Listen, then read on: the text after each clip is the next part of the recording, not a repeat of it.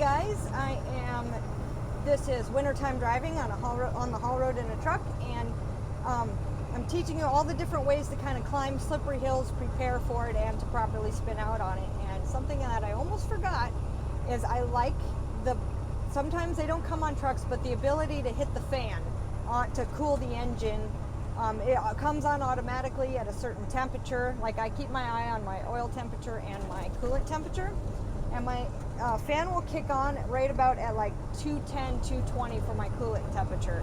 And I have that in mind because the fan takes away some of your RPMs when it comes on.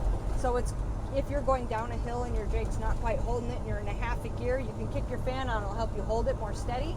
But when you're climbing up a hill, let's say your RPMs are like right there and you don't want to go the low side because that takes extra for the gears to kind of click over and go into low side, and you've almost made it to the top of the hill and that fan kicks on, phooey, it's over. You downshifting and it's like you might miss it.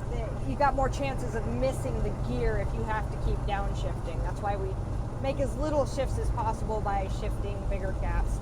So like the RPMs are kind of like the fan kicks on, it's like, and you're like, no, no, no, no. So what I do is I kick the fan on at the bottom of the hill, and it's pre-cooling. So it runs, let's see here, it's about at 180, 190. And I keep the fan on, and if it's pulling through all those really good, and let's say the hill's kind of coming up, and then it kind of does a little bit like that, just up a little bit more, especially if you know this road and you know where it's going to do that, and your load and your shifting is causing you to be like right on that little pull, you know you're going to have to drop a half a gear. And there's a certain amount of time between when you turn the fan off and when it actually turns off when you hit the button, so you've got to know that about your truck too. So it's all pre-cooled, I got the fan on, and I see that little bump coming up that I might have to downshift on, and right then I kick the fan off, and the fan will kick off before it starts building heat again, and you'll have just enough RPMs to pull you through it and hold that gear.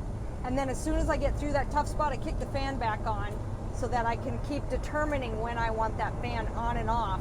And I don't know how many RPMs it picks up or, drops, but sometimes it's just enough.